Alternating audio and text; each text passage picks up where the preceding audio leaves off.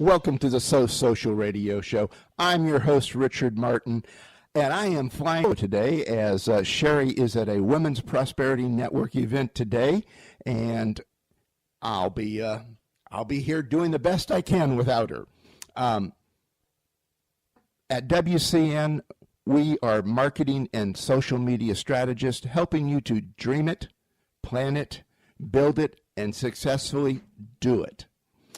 And yes, that's for growth, prosperity, and success. And along with our guest expert, each Wednesday at 12 noon, we are here to share tips and techniques to grow you and your business, plus demystify social media and marketing so you can have more fun and, my favorite, more profits.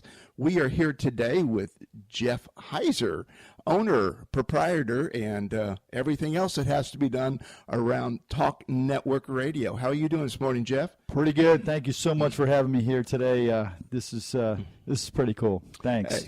Hey, we love having you here, and we'll be back in just a second. We want to mention our sponsors that are here that take care of us.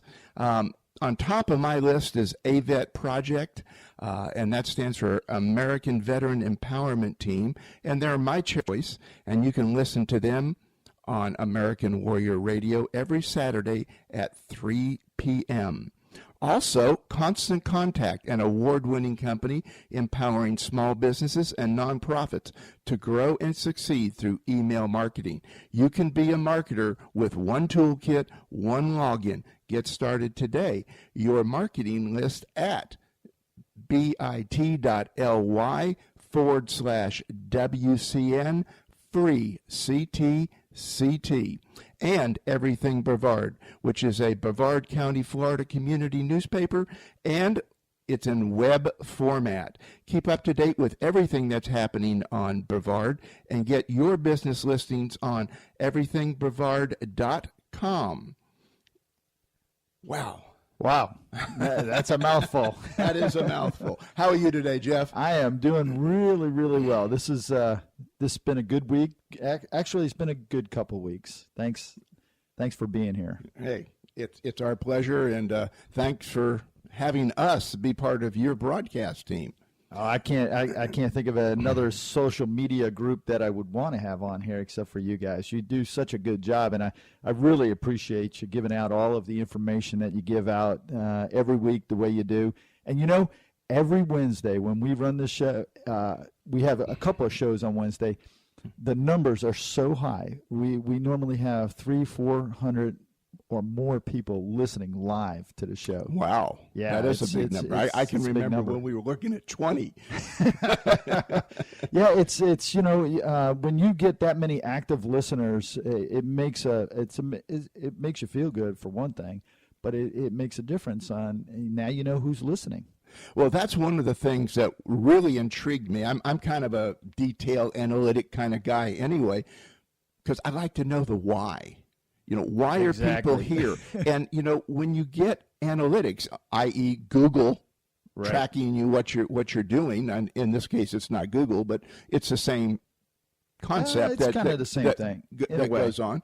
But, that lets you know with absolute certainty that things are resonating or they're not resonating. Exactly. And also lets us know which guests we might want to bring back and which ones we don't. But we won't go there today.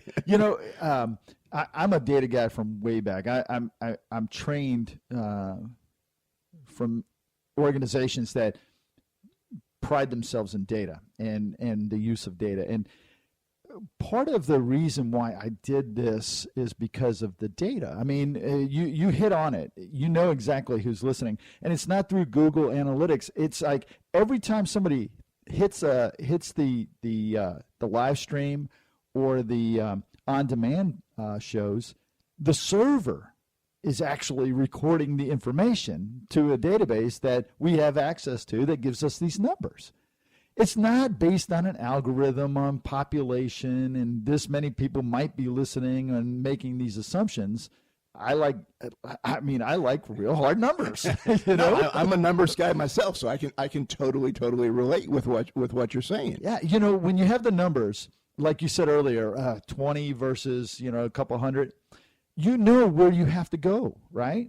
Yes. So if you're doing online and you know that you only got 20, you got some work to do to get yourself up into the hundreds. But if you're on a broadcast station, and not to knock the broadcast stations, but you don't have that number. You have a guess. Well, yeah, they're kind of saying, well, maybe this percent of the general population will be listening, and out of all the shows that are, maybe this percent of that percent is going to be on your station, and maybe certain percent of that number will actually be listening at 12 noon. That's the reason why I came over and did online, because I was on an AM station. And nobody could tell me the numbers.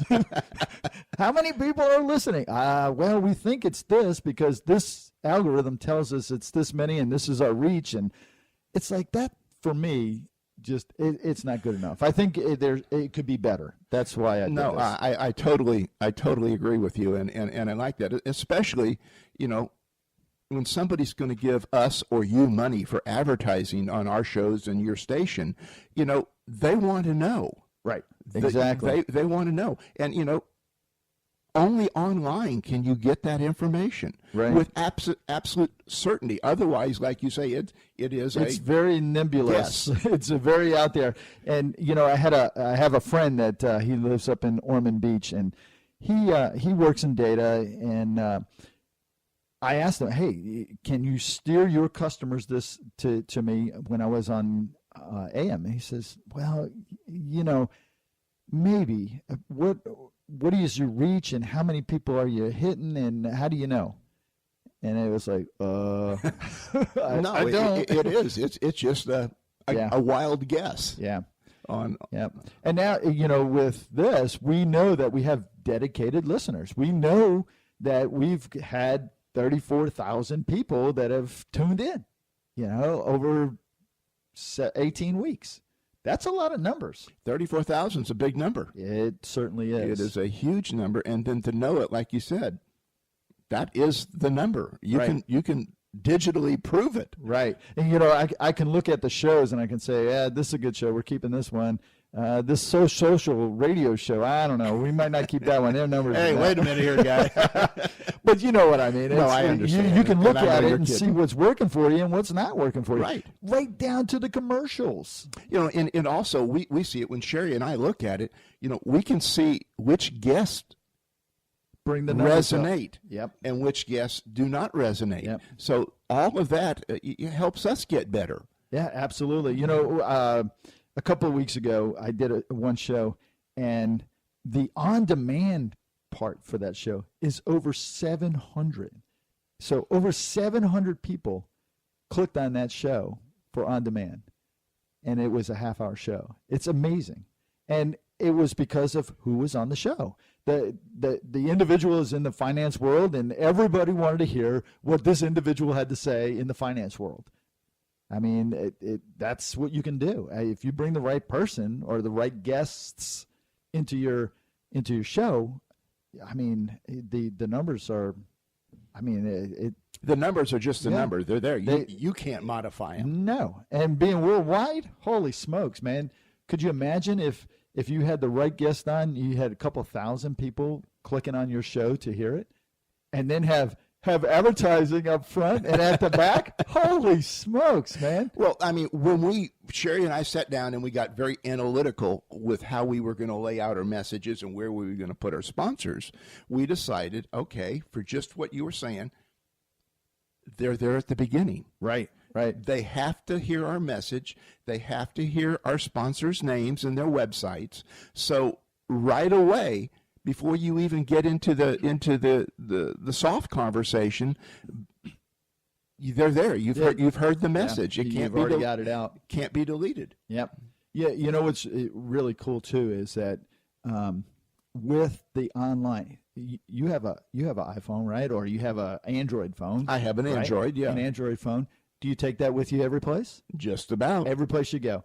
So I want to tell you a story. Okay. We were at my wife and I were at a black tie event, and there was in the room a lot of money. That's all I'll say. It was a lot of money in that room. And I looked around at the room, and I said to her, do you think anybody in here has an AM FM radio on them? And she looked at me and laughed. She said, no. Why would they have that? I said, but what do you think? Every person in this room has either an iPhone or an Android phone. And she said, well, yeah, I'll bet you at least 90% or more have that with them. I said, what if we could take my show, at the time I was on AM, what if we could take my show and put it on every one of those phones? And she looked at me, and it was like, you could just see the bells and things going off, because you could take that phone, put your shows on it, or put our live show on it, and people take it every place. Think about that. Yeah, no. I mean, all I have to do is think about me. Yeah, I mean, I am rarely without it. So, I was out in South Dakota, and the thing that happened in Orlando at the nightclub, we heard just a little piece of it. But I knew that our show has the news at the top of the hour every hour. I got on my phone at the top of the hour, and I hit it, and I had all of the news that I needed right then. And I couldn't get a radio station out there if I tried. But I had cell, and I was able to do it. And it was like, this is really cool. I mean, this is where we're headed, is being able to get everything right on your phone. And, like you said, none of us leave home without it unless we're rushing and we just accidentally forget it. But that's 1 in 100 or 300 or 500. Right. And, if you miss the show and you're listening to AM or FM, so sorry. But if you miss a show on the online radios, you go down and you find the show and you play it on demand. I mean, what a concept. The internet, the way it's supposed to work. Right. It really is. And, it's amazing where it's come. It was just a few years ago. It was like just an idea. Now, I mean, I think you told me, what about the cars? Yeah. Oh, no. All the upper end models of cars are going to have Wi-Fi in them in 17s, what I've read. Yeah. It's like, you're driving around in your 911 Porsche, and then you have iHeart. Oh, by the way, we're on iHeart. Oh, gee. and Pandora, and you have Slacker and Stitcher. Oh, and we're on Stitcher and iTunes. And, I mean, right on your dash. You don't even need your phone in your car in the newer cars now. You just select what app you're going to listen to, and there you are. And then you're listening. Right. And then flip it over to GPS, and now you can stay on course while you're listening. Stay on course while you're listening. And the newer ones, you can take and select all of the on-demands that you want, put it like in a list, or just hit play and continue to play, and it just plays through every one of the shows. It's like, really, I mean, it's... I don't want to say it's George Jetson, but we're getting close. It's not that far away. You've got that nailed right there. Yeah, but everything's going this way. Of course, we're right in the heart of the Space Center, so we get to see all of these things that are more or less cutting edge. Right. Right. And how much of that stuff comes through. But when you look at miniaturization, I mean, that's one of the crazy basic things that came through all our space work out here. Richard, we did some video work here in the studio with an astronaut that's heading up a small company, and he took out his phone and he said, Jeff, do you realize that this phone has more computing power than the entire launch control facility and all of the computers that backed it up when I went into space? It's like, what? It's amazing. I remember some of the way back when, the early ones, when they were going up, that you would actually see a laptop that was on a pedestal that was there in front, and they were actually using the laptop computations in order to bring all